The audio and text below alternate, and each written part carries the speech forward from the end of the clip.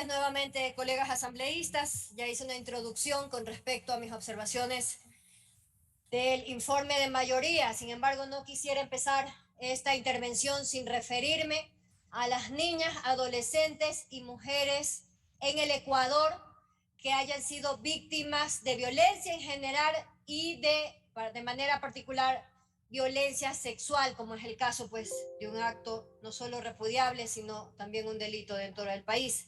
Empatizo con ellas y al mismo tiempo pues recuerdo que también tienen un derecho al desarrollo pleno de la personalidad y por supuesto, como dice la Constitución, a vivir en un ambiente sin violencia.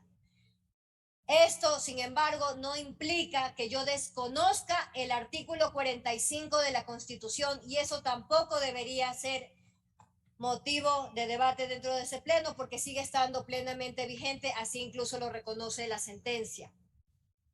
Ahora quisiera referirme de manera puntual a aquellos excesos y omisiones a los que ya me referí en mi intervención anterior y de la misma forma ya reiterar que la ley no puede crear ningún derecho, no lo hace la Corte Constitucional, no lo puede hacer tampoco una ley orgánica, no se puede crear un derecho por esa vía. Por lo tanto, recordar que estamos hablando de una excepción.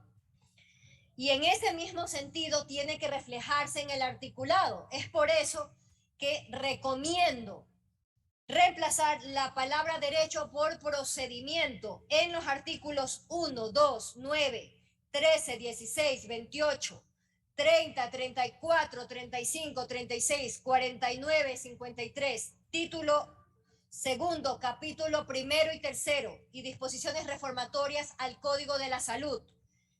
En especial, pongo énfasis en el artículo 54 literales B y D porque hablan de la promoción del llamado derecho al aborto dentro del contexto de esta ley y hemos hablado de que se trata de una excepción.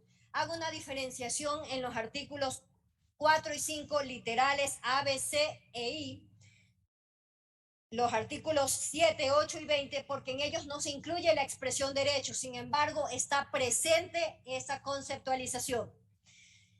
Con la finalidad de prevenir y erradicar la violencia, que debería ser el propósito de todos los legisladores, es indispensable, a mi criterio, incluir o volver a incorporar el artículo 26, que fue ya eliminado de ese articulado que acompaña el informe para segundo debate, porque ahí está la verdadera reparación a las víctimas. Omitirlo representaría no tener consistencia en ese sentido.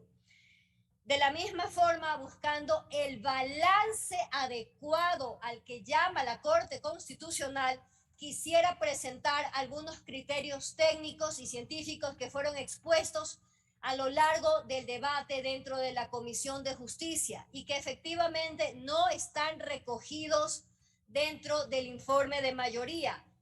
Hay que tener aquí un fondo realmente para poder sostener el número de semanas, esa temporalidad que ha sido llamado pues dentro de los nudos críticos de este punto. La propuesta que me voy a permitir presentar ante el Pleno de la Asamblea en razón de la sentencia 1318 CN 21 de la Corte Constitucional y que habla sobre el consentimiento de adolescentes mayores de 14 años a las relaciones sexuales es la siguiente: hasta las 6 semanas de edad gestacional, fecha tope para las menores, para las mayores de 14 años y para las menores hasta 12 semanas. ¿Por qué estas fechas? Porque efectivamente después de las 6 semanas se produce el primer latido alrededor de esta fecha y en torno a las 12 pues ya el feto pues siente dolor. Y en el caso, visto desde la situación de la realidad de la niña, adolescente y mujer a la que debemos servir a través de esta ley, pues esa es la fecha que en promedio puede evitarse, hasta ese punto puede evitarse una intervención quirúrgica, es decir, realizar únicamente un procedimiento ambulatorio que no implique pues una hospitalización. No podemos olvidarnos de la patria potestad. Está incluido, ya está normado dentro del CONA en el artículo 105 y los artículos 12, numerales 4, 6 y 8, artículo 28, numeral 6. Y esto, pues, perdón, estos artículos que acabo de mencionar, 12, 4, 6, 8, 28 y numeral 6, en estos artículos de la ley se estaría desconociendo este criterio. Y aquí hay un punto muy sensible. Cuando se considere que el progenitor o quien ejerza la representación de la menor sea el presunto perpetrador del delito, es el Estado quien deberá encargarse de buscar una persona o institución que represente los intereses de esa niña o adolescente. Es así como debe procederse de manera responsable. Otro punto también sensible. La noticia criminis es únicamente el arranque del proceso frente a la justicia ecuatoriana. Para poder realizar un seguimiento, para poder exigir realmente que se castigue al verdadero culpable, es decir, al violador, tiene que haber un seguimiento que solo es posible cuando se realice como requisito, ojo con esta palabra, como requisito la valoración médica que debe incluir criterios físicos, psicológicos y psiquiátricos que servirán a su vez para que estos temas puedan analizarse dentro de la fiscalía. Si no se realiza antes de la intervención, ya no se convierte en un requisito, señora presidenta y colegas asambleístas. Si se realiza después de las 48 horas, ya no puede considerarse un requisito por concepto, por uso elemental de la palabra.